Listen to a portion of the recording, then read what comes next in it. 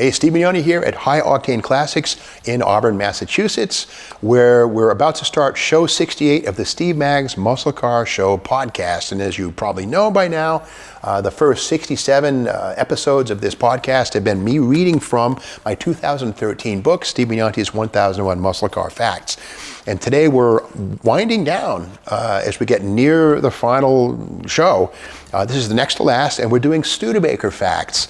And today we'll be doing Engine and Driveline, as well as suspension and brakes. So you certainly want to stick around for this. And again, Studebaker, a lot of folks think of them as makers of covered wagons. In fact, Studebaker was making covered wagons and wheeled vehicles for almost 100 years before Henry Ford even thought about building a car in 1902 or whatever it was. So Studebaker is truly was America's longest running maker of wheeled vehicles. True. Of course, they're gone after 1966, but with that said, they have a tremendous legacy in the world of muscle, and we're going to get into it here in a couple of seconds. But before I do that, I want to thank our sponsors here at High Octane Classics. I'm sitting next to one of about 100 collectors' special interest in muscle cars here on site, 2018 Dodge Demon.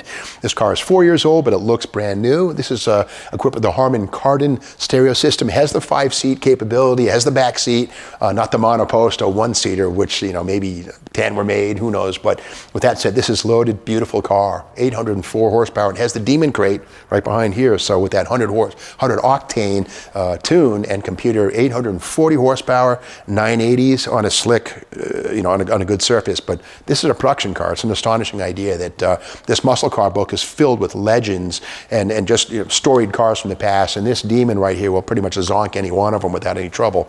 But it tells us that the old and the new walk hand in hand, and they're both available and important here at High Octane Classics. So to learn more, call them at 508-859-4515 or visit the highoctaneclassics.com website, or just come on in here, right here at 143 Washington Street in Auburn, Massachusetts, where there's about 100 special cars, and they invite you to come on in any weekday and Saturdays as well. Okay, let's get started here with, again, fact number 971 of my 2013 book, Steve Mignoni's Muscle Car Facts, and we're getting into Engine and Driveline of Studebakers. Here we go. The supercharged Studebaker here. The Paxton belt-driven supercharger used by Studebaker performance models in the 1960s was an evolution of the McCulloch Model VS57 supercharger used on the 1954 and 55 Kaiser Manhattan, 1957 Studebaker Golden Hawk, Ford F-Code Thunderbolt of 1957, and 1958 Packard Clipper. The Paxton's biggest difference was its name, which was taken from Robert Paxton McCulloch's middle name, Robert Paxton McCulloch. When Andy Granatelli, took over in 1958, minor mechanical changes were made and the name was changed to Paxton.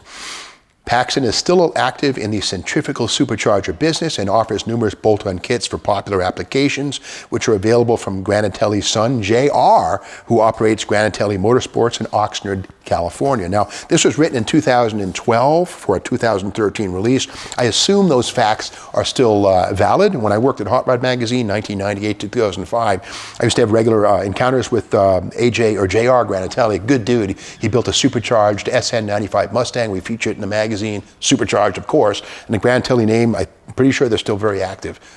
Double check me on that one again. This is from 2013, 9 years ago. Who can imagine that? But anyway, let's move on to more Studebaker information with fact 972. The 1956 Studebaker Golden Hawk claimed the most power per pound of any American car. Thanks to the 1954 Studebaker-Packard merger, the Golden Hawk gained access to Packard's 275 horsepower single Carter WCFB 4-barrel equipped 352 V8. With a 3,360 pound shipping weight and 275 horsepower, the Studebaker Golden Hawk carried 12.2 pounds per rated horsepower. It was good, but muscle junkies knew Packard's dual quad 374 was even hotter. Unfortunately, this 310 horsepower monster was reserved for the Packard Caribbean luxury model, even though it would have been a simple bolt-in swap. Muscle car people are always looking for more. And while the 352 Packard V8 was a monster of an engine, especially in the mid-sized Studebaker Golden Hawk, the 370 4 cubic inch dual quad engine would have been pretty cool. But that said, we'll take the single 4-barrel version. It was a legendary muscle car, and it's still very popular today. More Packard information comes in Fact 973. And here it goes. The Packard V8 engine program was nipped in the bud before it got a chance to really blossom. After dragging its feet and losing performance-minded luxury customers to Cadillac and Imperial for several critical post-World War II years, Packard made up for lost time with its new for 1955 320, 352, 374 overhead valve V8 engine family. A key detail was its 5-inch bore spacing, and the bore spacing is the distance in inches between the center of adjoining cylinders. Larger than the 426 Hemi, the Chevy 454, and even the Buick 455, the 5-inch figure was matched only by the 1968 Cadillac 472 and 500 cubic inch engine family. Had Packard remained solvent, there is no doubt displacement would have grown close to 500 cubic inches. Unfortunately, Packard's 1954 merger with Studebaker, which brought its own V8 engine to the table, made the V8 redundant. It was scrapped after only 2 years. On the market, 1955 and 56, and a great chapter in American V8 engine history went unwritten. Let's move along here now to the Packard lineup for 1957. The 1957 Packard lineup set an industry precedent in that every single car sold to the buying public was supercharged. That's right, 1957, every Packard had a blower. Even the country sedan station wagon. Power came from the McCulloch VS57 assisted Studebaker 289 rated at 275 horsepower. Remember too that 1957 marked the year that Packard ceased making its own cars. They were simply rebadged as lightly restyled Studebakers, called Packard Bakers to some. Regardless, 4,809 Packards hit the road in 1957, each and every one with forced induction, in other words, a supercharger. That's something that I don't think has been equaled anywhere for a car maker to have nothing but supercharged cars. I know Saab kind of went there with their turbo program in the late 70s, but they also offered naturally aspirated cars. And of course, Chrysler with their supercharged, with the 2.2 turbo engines, those were a big deal. But of course, there was lots of naturally aspirated four-bangers too. But Packard, all supercharged in 1957. Kind of cool. They went out with a bang. Okay, more of Packard and Studebaker engine and history in Fact 975. A major difference between the McCulloch Paxton supercharged 289s of 1957 and 58 and the 1963 and 64 R2 289 supercharged engines is the type of carburetor employed. Engines built in the 50s used an enclosed Stromberg model WW 2-barrel and had 275 horsepower. Later engines built in the 60s got bigger Carter AFB 4-barrel carburetors and 289 horsepower. The R2 version was not equipped with an encased carburetor. Both superchargers were of the blow-through type and delivered 4 to 7 psi of boost. Now today we talk about supercharged engines making 20 pounds of boost, and of course intercoolers are a big part in allowing that kind of compression and boost without heat. But back in the 50s, intercoolers were strictly for aircraft. Automobiles had to deal with just naturally occurring air. So that's why 4 to 7 psi was a lot at that time, and it worked. Did some help. Okay, more of the Packard Studebaker engine history with Fact 976.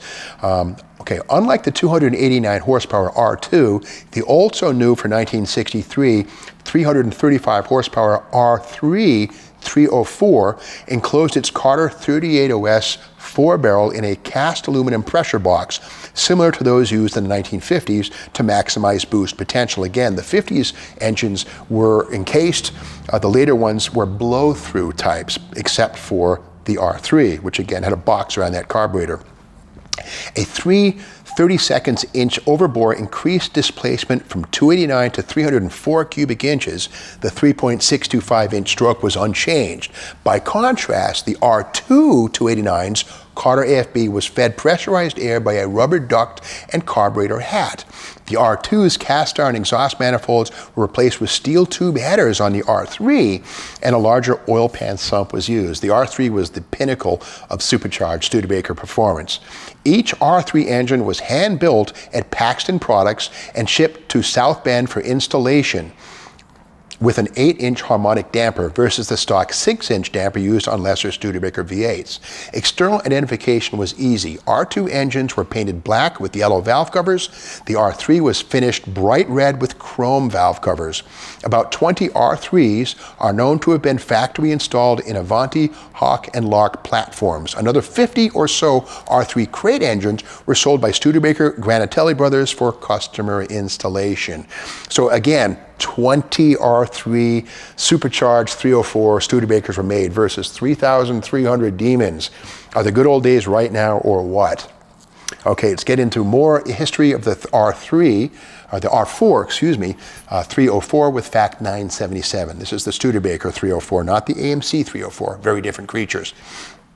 The naturally aspirated R4 304 shared its block, heads, crank, and rods with the hand-built R3, but compression was raised from the R3's 9.75 to 1 to 12 to 1. The R4 breathed through a pair of Carter AFBs to deliver a claimed 280 horsepower. All R-Series engines, the R1, R2, R3, and R4, used Prestolite dual-point distributors. The R3 and R4 were upgraded with transistorized control modules and solid-core ignition wiring. Only 2 R4 factory installations are known, both in 64 Daytonas. The hardtop is known to exist. The lone convertible has been lost to time. Now, we talk about Daytonas. I'm not talking about the Daytona front drive Mopar of the 80s or the Charger Daytona of 1969. What I'm talking about here is the Studebaker Lark Daytona. It was a 2-door coupe and was a pretty basic looking car, kind of like a Dodge Dart. But again, it was Studebaker's body on frame compact car, and it was kind of all they had to work with in terms of high performance or taxi cab use, either one. But the Daytona was the special version, the hot rod version of the Lark. And again, with the R4 304 dual quad engine, it was about as crazy as things got, but only 2 were built. Again, 3,300 Demons. The good old days are right now. Okay, let's get back to supercharged time with the R3 and fact number 978. The supercharged R3 304 and naturally aspirated dual quad R4 304 Studebaker engines were made in very small numbers. They used specially cast cylinder heads with the valve guides moved apart 1/4 inch. This allowed room for larger 1 7/8 intake and 1 5/8 intake exhaust valves for superior breathing. These special heads can be identified by casting number 1555479, unlike R1 and R2 engines, which used cast iron intake manifolds. The R3 single 4-barrel supercharger and R4 dual quad naturally aspirated manifolds were lightweight aluminum. So again, the R3 and R4 hints at where Studebaker might have gone if the parent company hadn't said, you know, we're out of the ups and downs of the auto business, let's stick to missiles, lawnmowers, and air conditioners. You got to say that these R3s and R4s, by 1969, you might have had the R6, R7, maybe even a bigger version, at dual quads with the supercharger, who knows? But again, it was all nipped in the bud in these hand-built R-Series engines, especially those special cylinder heads with the casting numbers in there that indicate the presence of moved valves and stuff. You know, when an automaker creates a cylinder head with kicked valves, that's intent. That means they're going to go serious. It's not cheap to do, but again, they only made a handful of them. Kind of a sad termination before its time. Okay, let's talk rear axles and suspension parts with fact 979. Studebaker used Dana Spicer built Model 27 and Model 44 rear axles during the 1951 through 64 V8 era. Well known for its massive Dana 60 rear axle, is used under big bore street Hemi and 444 speed Mopar muscle cars. The largest Spicer axle employed by Studebaker was the Model 44. Its 8.5-inch ring gear and clutch-type power lock differential were fully capable of handling anything the supercharged 289 and 304 cube Studebakers could dish out. Perhaps the only drawback was the 44's use of 2-piece axle shafts, except for on R3 and R4 models. So that's the thing. You know, the Dana 60 was as big as it got in terms of American muscle, at least in the 60s and 70s. And the Dana 44, a good piece, 8.5-inch ring gear. And in fact, that was even used under C4 Corvettes with 6 shifts for a few years there in the 1980s. But the Dana 44 was certainly a good axle, and Studebaker had the sense to use it instead of the little tiny 37, which probably would have blown up, or the 27, I should say, which would have blown up under 6-cylinder use with a V8. Okay, at this point, I want to thank our sponsors, High Octane Classics, here at 143 Washington Street in Auburn, Massachusetts. You can give them a call at 508-859-4515 to take a look at either this 2018 Demon or another 100 or so special interest muscle and collector cars they have in stock here at all times. Again, give them a call at 508-859-4515. Okay, let's get back to Fact 980 and talk about some of the Chevy engines that were used in Studebakers toward the end. The 1965 utilization of Chevy engines in Canadian-built cars could have led to some amazing performance packages. Can you imagine a big block 396 or 327 Rochester fuel-injected Daytona? But it was not to be. The only V8 supplied to Studebaker by McKinnon Industries, which was a Canadian company subcontracted by General Motors to make small block engines and 6 cylinders, was the 195 horsepower 283 two-barrel. There was no 4-barrel option, and access to the 327 was restricted. No Studebakers with 4-barrel or 327 Chevy power. Kind of too bad. Speaking of McKinnon, the Ontario-based company was founded in 1878 and purchased by General Motors in 1929. In 1969, its name was officially changed to General Motors of Canada Limited. In addition to engines, McKinnon made numerous chassis components, including extra-duty rear axles installed under 1970 Pontiacs with 455 power, Firebirds and GTOs.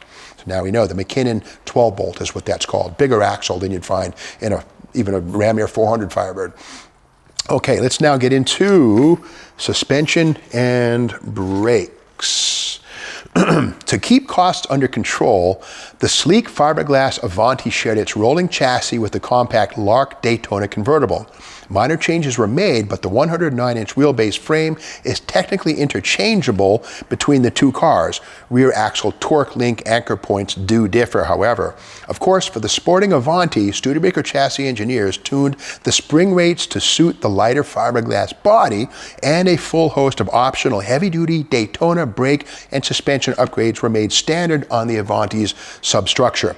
The twin boxed protrusions punching out from the Avanti's fiberglass rear valance panel and simulated bumper guards serve only to mask the rear spring shackles, which would have stuck out like a pair of sore thumbs if not covered. It's true, if you look at any Studebaker Avanti, even the Avanti 2, early versions and even mid versions from the 70s, under the rear bumpers you'll see these two elbows poking out under the rear valance. They don't really do anything. Well, they do. They cover up the shackles for the leaf spring extensions and mounts at the rear. And again, remember that the Studebaker Avanti rides on a Lark convertible frame, which is a pretty rugged piece. And keep in mind, the convertible has an X in the middle added to add stiffness and rigidity. So unlike the hardtop, which lacks the X, by using the convertible frame, the Avanti was given the stiffest possible frame that could have been had to support that fiberglass body. Now we know.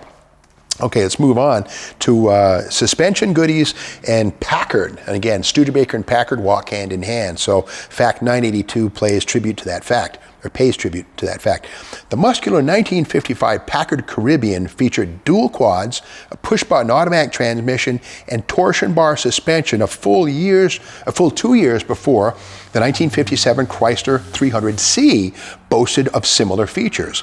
Packard's Halo offering, the Caribbean, was offered, or Caribbean, you choose. I say Caribbean, banana, potato. Packard's Halo offering, the Caribbean, was offered only as a convertible. 500 of the 275 horsepower dual quad Maulers were built, each one fitted with torsion level ride, a 4-wheel torsion bar suspension system. Replacing conventional coil springs, torsion level ride, TLR, employed a pair of extremely long torsion bars spanning the distance between the front and rear suspension control arms. By contrast, Chrysler torsion bar was simply up front, the rear suspension was leaf springs. But again, on the the Packard torsion level ride, there were really long torsion bars, kind of weird. We continue. These torsion bars carried the main load but were assisted by a pair of shorter levelizer torsion bars. Connected to a two-way electric motor, ride height sensors detected changes in vehicle body orientation, hard cornering, braking, and acceleration, which signaled the electric levelizer motor to crank extra tension into the secondary levelizer bars. The result was real-time adjustable suspension. By most accounts, it worked very well when it was new. Failed systems are betrayed by chronic nose-down stance of the car. Standard on the Caribbean, nearly 75% of all 55 Packards were ordered with torsion-level suspension, a $150 option. Next time you're in a junkyard and you happen to find a 55 through 57 Packard, check out the suspension on it. If it has the optional torsion level ride suspension, you'll see some weird long torsion bars and yes, electric motors that crank the anchor point to adjust the car ride height. Of course, today we call that Magna Ride, and it's done electronically with metallized hydraulic oil about 1,000 times a second in a Corvette or a Lamborghini or whatever it might be. Again, Magna Ride is standard on a lot of the world's most exotic vehicles. And it was patented by General Motors' Delphi division, but back in 1955, well, you had electric motors and cranks to keep the car level. We've come a long way. Okay, let's get back into the engines and rear axles on Studebakers with Fact 983. R3 and R4 equipped cars, Studebakers, used special one-piece forged axle shafts with integral flanges. The revised axles eliminated the less durable two-piece tapered assembly and its failure-prone Woodruff key. The presence of extra-duty axle shafts is easily spotted if the wheel cover is removed from any Studebaker so equipped. Look for the absence of the central hub to axle lock nut and cotter pin. Besides being stronger, the one-piece axle shafts use slip-on brake drums and avoided the need for hub pulling tools for brake service. It is true that the Dana 27s and 44s supplied to Studebaker, again, used that weird two-piece rear axle, which Chrysler used a similar variation of before 1965. And you'll see them when the hubcap's off, you see a nut and a cotter pin, that's two-piece axles. But again, when you had the heavy-duty rear axles on R3 and R4 cars, you'll see a flat face, like a Ford 9-inch. So when you see that, that's pretty rare factory stuff. Okay, let's get back to Studebaker goodies here with the Avanti Fact 984. The 1963 Studebaker Avanti was the first American-built 5-seat passenger car fitted with standard caliper-style front disc brakes. Crosley Hot Shots and Super Sports also had spot-type disc brakes as early as 1949, but those miniature cars belonged to an entirely different category of vehicle. Chrysler fans can point out the Osco Lambert four-wheel disc brakes unveiled in 1949, but they were a much different design. In fact, they were more like a disc encased in an outer structure and used ramps and balls to apply. So caliper-type disc brakes were first seen on the Studebaker Avanti. Okay, let's now move on to Fact 985. Like same-year Thunderbird and all Chevrolet models except Corvette, the Studebaker Golden Hawk switched from 15 to 14-inch diameter wheels for the 1957 model year. The extra wide 5.5-inch rim width was unchanged. Styling was the main goal, but the shorter, stiffer tire sidewalls reduced tread-to-rim deflection for better cornering. The rest of the 57 Studebaker line retained 15-inch hoops. Another change for the 1957 Golden Hawk was a new steering box. The total number of turns, lock to lock, was reduced from 5.7 to 4.5. So that's another detail right there. If you're restoring a 1957 Studebaker Golden Hawk, you got to find a set of 14 by 5.5-inch wheels. Again, the Golden Hawk was the first Studebaker to ride on 14-inch wheels. And keep in mind, 1957 was the year that Chevrolet took the Bel Air, the 210, the 150, from 15-inch wheels to 14-inch wheels. Again, it was an effort to reduce ride height by any means possible. Okay, let's go to more wheel information with Fact 986. The 15 by 4.5-inch plain steel wheels used on most 1960 through 64 Studebakers, which were manufactured by Budd, these wheels, are highly sought after by 1962 to 65 Mopar Superstock clone builders. When used on the front of a 1962 through 64 Max Wedge or 1964 or 65 Race Hemi car, usually painted to match the body color, they offer a perfect touch of brutal austerity and are a good contrast to the 7-inch rims typically used on the rear axle. Surprisingly, most Max Wedges were delivered new with 14 by 5.5-inch steel rims all around.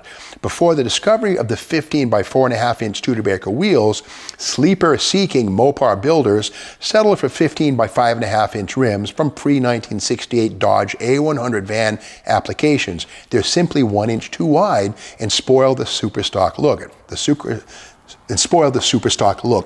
secret is out. Studebaker owners, hide your larks. It is true. I lived in California for a bunch of years, and I'd always look for Studebakers. And the ones from the late 50s, early 60s had 15 by 4.5-inch wide rims all the way around. And you could grab those things and sell them for a couple $100 a pair to a guy restoring a 62 3.4 Max Wedge car because they look great on the front. And they take the same, the 7-inch diameter hubcap, whatever it is, that big hubcap. And but they look like Chrysler hubcaps, and they are. Same basic idea, same design, and they're made by Budd, the same company that makes train cars, and in fact introduced steel construction to railway cars in 1905 or whatever it was. But again, Budd makes a lot of different things, including the bodies for baby Thunderbirds in 55, 6, and 7. Budd, out of Pennsylvania, they make a lot of different things, including Studebaker wheels, the 15 by 4.5s, which are really good on Mopars up front. Okay. More wheel data with Fact 987.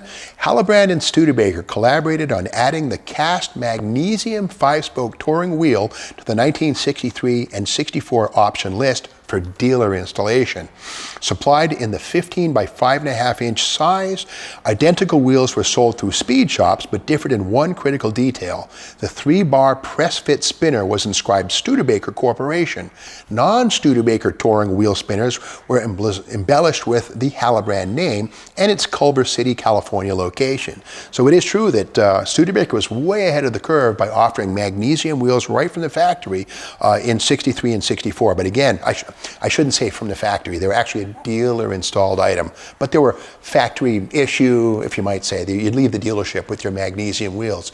The next closest magnesium wheel would be 1964 on the front of Dodge and Plymouth Race Hemi sedans. Yeah, they had torque thrust up front, but that's a different wheel, the torque thrust 5-spoke, from the Hallebrand kidney bean wheel described and used by Studebaker. Okay. Fact 988, let's talk about rear suspension design. To curb axle hop, the South Bend, Indiana Studebaker factory installed torque links on all 63 Hawk and Lark performance models and all Avantis. Mounted above the axle tube to prevent ground clearance issues caused by underrider traction bars like Traction Masters, the 1/2-inch diameter struts connect two frame brackets and control oscillating spring wrap. Beware, Larks and Avantis use different length struts. Lark struts are longer and mount to the forward spring perch. The longer bars were needed to clear the unique shape of the Lark's inner wheel houses. Avanti and Hawk torque links are interchangeable despite the fact the cars have different wheelbases, 109 inches on the Avanti, 120 inches on the Hawk. And again, any sign of muscle, a sure sign of factory muscle is factory installed traction bars. And yeah, high performance Hawks, Larks, and Avantis, all Avantis got traction bars right from the factory. In fact, a few shows ago, we talked about how the AMX with the optional 343 or 390, the two-seater came with traction bars. And anytime traction bars are part of the factory performance picture, that's a good thing in my book. It shows that the engineers are aware of axle hop and that they want to tame it. Okay, fact 989. Let's talk here about body material. Part of the Avanti's recipe for great handling was its standard rear anti-roll bar, which was mounted behind the Dana 44 rear axle housing. Sharing the same frame, suspension, and axle, you'd think Studebaker would have offered the rear bar on Lark Daytonas as well. After all, the Lark Daytona convertible is where the Avanti got its frame from. But they never did, or could. The fiberglass floor and trunk pan of the Avanti body shell was very different from the Lark's steel floor shell. The Avanti's trunk floor has a deep spare tire well, which pushed the 21-gallon gas tank up above the rear axle. By contrast, the Lark's floor pan architecture positioned its 18-gallon fuel tank under the trunk floor, right in the way of where the Avanti's anti-roll bar would go. So now we know the Lark never got an anti-roll bar because the gas tank was in the way. By contrast, the Avanti, there was room for it, and so they used it. And now we come to fact 990, the final fact in show 68, the next to last episode of the Steve Maggs Muscle Car Show podcast. And fact number 990 has to do with brakes. Studebaker was very serious about brake performance. In 1963, any passenger car could be ordered with the Avanti's standard Bendix front disc brakes. We're talking Studebaker passenger car. All it took was an extra $97.65, and even the humble 6-cylinder Lark Challenger could stop on a dime with disc brakes. But even before the arrival of discs, generously sized drum brakes were standard on Studebakers. For example, the 259 two-barrel V8 powered Lark Daytona convertible, tested in the January 1962 issue of Motor Trend, was fitted with 11-inch front drums and 10-inch rear drums. Remember, the Lark was a compact car, 11-inch drums up front. For comparison, the legendary GTO, the Pontiac, like most GM muscle cars, used smallish 9.5-inch drums all the way around until 11-inch discs arrived in '67 as a $79 option. So it is true that Studebaker was way ahead of the curve with big 11-inch drums up front. Those are the same size brakes used on Hemi Chargers and Roadrunners later in the 60s by Mopar. So Studebaker brakes were generally pretty darn good.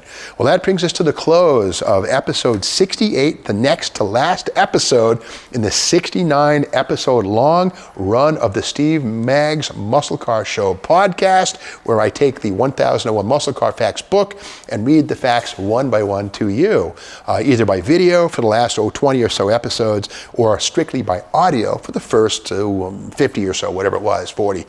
And I want to thank our sponsors here at High Octane Classics at 143 Washington Street in Auburn, Massachusetts, for sponsoring the show and allowing me a cool place to hang out and read about these cars. And this beautiful 2018 Demon is very much available, at least as of today, which is March 8th, 2022. Who knows how long it'll be around, but if you give them a call at 508-859-4515, once again, you can call them about this car or the nearly 100 other collector, special interest, and muscle cars they have for sale here at High Octane Classics. So until next time, when we wrap up the Steve Maggs Muscle Car Show podcast by doing number crunching and press commentary on Studebaker cars in show number 69, Asta Magnanti, please tune in.